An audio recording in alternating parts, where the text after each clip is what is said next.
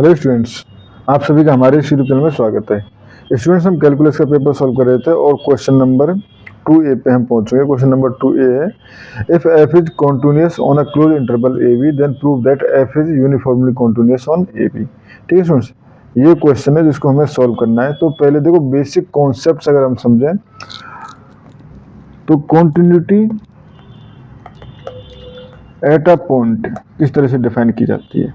ठीक है, continuity at a point किस तरह से डिफाइन की जाती है। ठीक है, तो एफ इज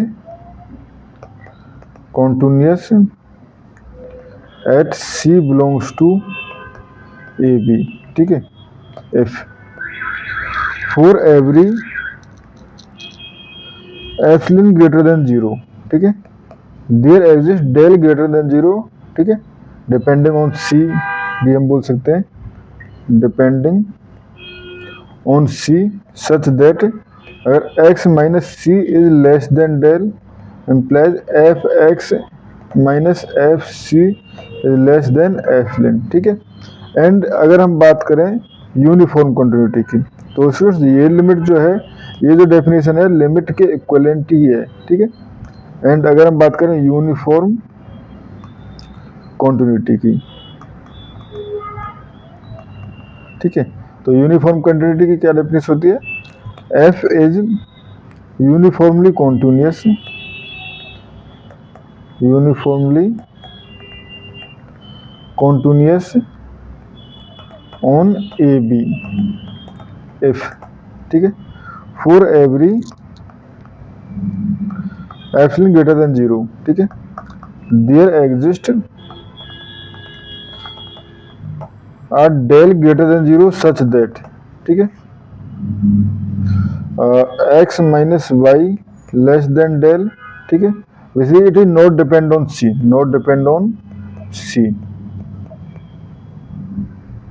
ठीक है, such that f x minus y less than del implies f x minus f y less than epsilon, या दूसरे शब्दों हम कह सकते हैं अगर f x minus f y less than epsilon है तो उस कंडीशन में हम x minus y less than del कुछ ना कुछ हम फाइंड कर लें।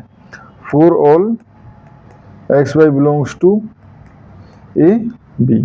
ठीक है स्टूडेंट्स, ये हमारे पास डेफिनेशंस हो गई।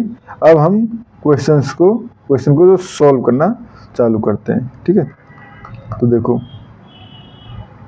assume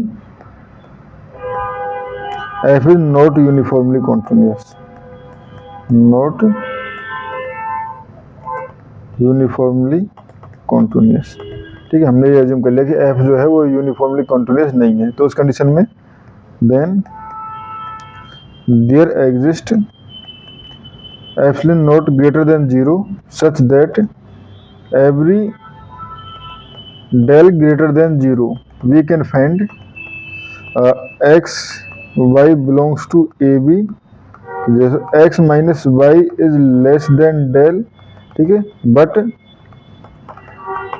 F x minus f y will greater than epsilon zero. ठीक है, greater than equal to epsilon naught. ठीक है, एप्सिलॉन नॉट है एप्सिलॉन, क्योंकि हमने इसको माना कि ये यूनिफॉर्मली कॉन्टिन्यूअस नहीं है।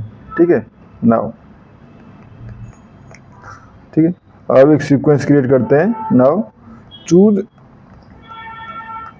Del equal to 1 upon n. ठीक है, तो then there exist sequence xn yn which is subset of ab such that xn minus yn will mode of action less than equal to 1 upon n and f of xn minus f of yn is greater than equal to epsilon naught. ठीक है, now अब अगर इसकी compactness को use करें, देखो since A B is compact, ठीक है, दिस सीक्वेंस, तो this sequence x n has a convergent subsequence, has a convergent subsequence. ठीक है। तो यहाँ से हम कह सकते हैं एक्स एन के जो सब्सिक्वेंस है वो tends to c and c belongs to A B, ठीक है। नाउ बिकॉज एक्स एन के माइनस वाई एन के टेंड्स टू 0, ठीक है। क्योंकि अब सिमिलरली एक्स एन के लिए मिला तो वाई एन के भी लिए मिलेगा, ठीक है। And we also have y n के टेंड्स टू सी, ठीक है।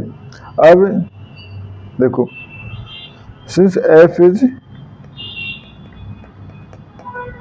कॉन्टिन्यूस, एफ जो है वो कॉन्टिन्यूस भी तो है, ठीक है, एट सी। तो यहाँ से हम कह सकते हैं एफ एक्स, क्योंकि उसका जो सब्सिक्वेंट एफ एक्स एन के भी टेंड्स टू एफ सी करेगा, एफ वाई एन के यानी दूसरे सब्सिक्वेंस जो है वो भी एफ सी की तरफ टेंड्स करेगा, ठीक है।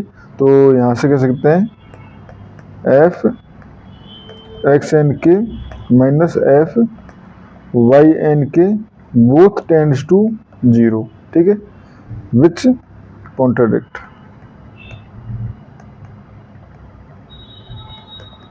that f x n k minus y f y n k will greater than equal to epsilon naught, ठीक है। implies f is uniformly continuous